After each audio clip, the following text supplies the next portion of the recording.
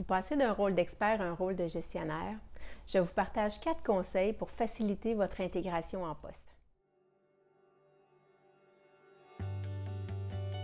Bonjour, je suis Caroline Vogel, coach professionnel certifiée en PNL et j'accompagne les gestionnaires dans le changement et dans le développement de leurs compétences liées à la gestion afin de les aider à se connecter à leur zone d'excellence et transformer le monde du leadership.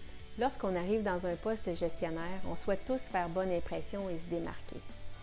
En plus d'adopter de nouveaux comportements qui faisaient partie du quotidien, certains automatismes devront évoluer. Par exemple, faire au lieu de faire. Reconnaître que votre contribution n'est plus de produire des résultats, mais maintenant que les membres de votre équipe produisent eux-mêmes des résultats. Votre défi, c'est maintenant d'accepter que votre succès soit évalué en fonction de votre qualité relationnelle plutôt que votre expertise professionnelle. La deuxième chose qui va devoir évoluer, c'est la gestion de vos relations. Saviez-vous que pour un gestionnaire, la communication devrait représenter au moins 80% de son temps? La gestion de vos relations implique que pour déléguer, responsabiliser, transmettre la rétroaction, votre équipe veuille bien entendre ce que vous avez à dire. Votre défi? Bâtir le lien de confiance avec votre équipe, vos collègues, votre supérieur immédiat. Bâtir sa crédibilité demande du temps, de la persévérance et surtout l'humilité de ne pas tout connaître. Le troisième élément qui va devoir évoluer, c'est évidemment de prendre une posture de gestionnaire. Prendre une posture de gestionnaire, c'est en quelque sorte se redéfinir notre identité professionnelle. L'image qu'on a de soi qui était à la base de nos réussites et de nos succès et qui doit évoluer et parfois qui nous amène à l'extérieur de notre zone de confort. Votre défi.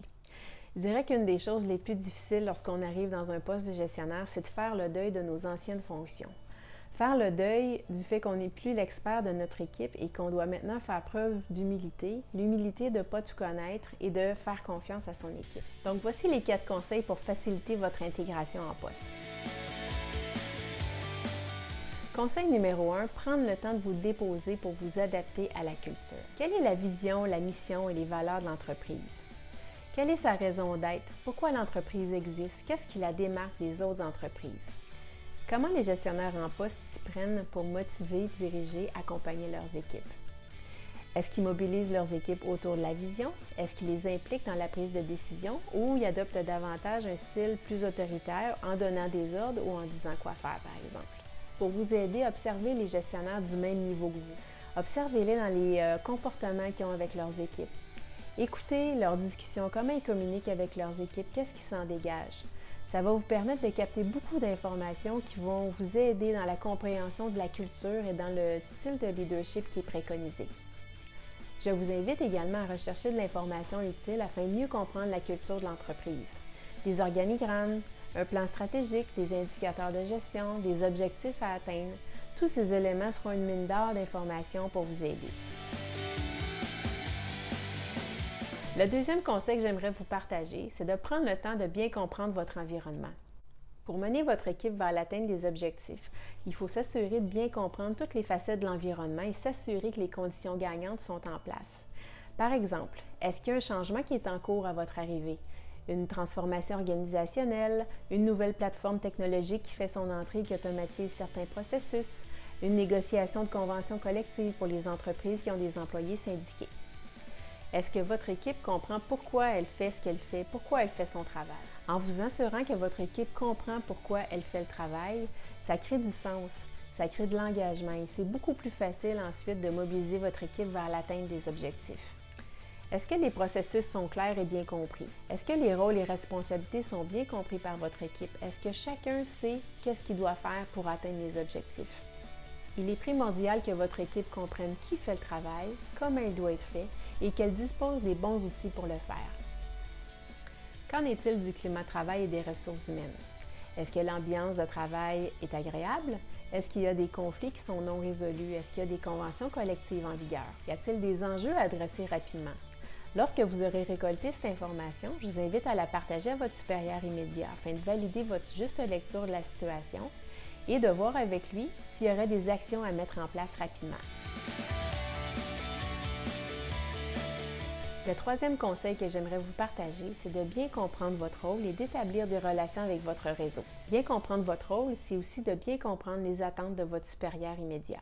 Quelles sont vos responsabilités, vos objectifs à atteindre, vos tâches opérationnelles? Que représente une journée type de travail? Quels sont les résultats à atteindre à court terme? Quels sont les enjeux? Quelles sont ses préoccupations? Quel mode de communication et de fonctionnement privilégie-t-il?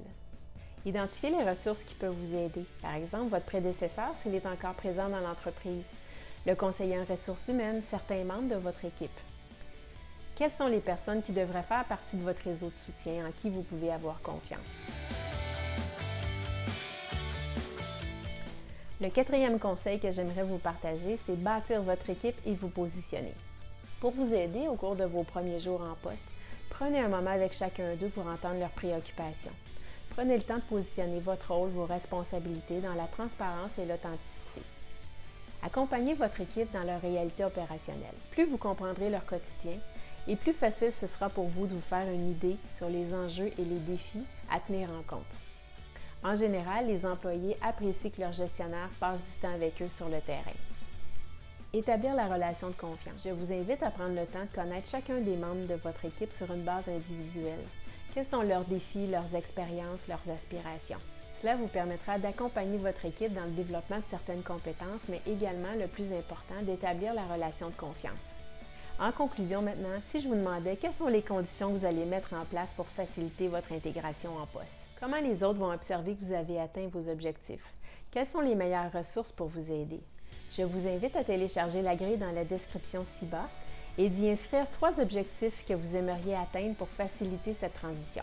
Je vous invite également à vous abonner à ma chaîne YouTube pour humaniser votre leadership et inspirer les autres à vous suivre. Je vous souhaite bon succès.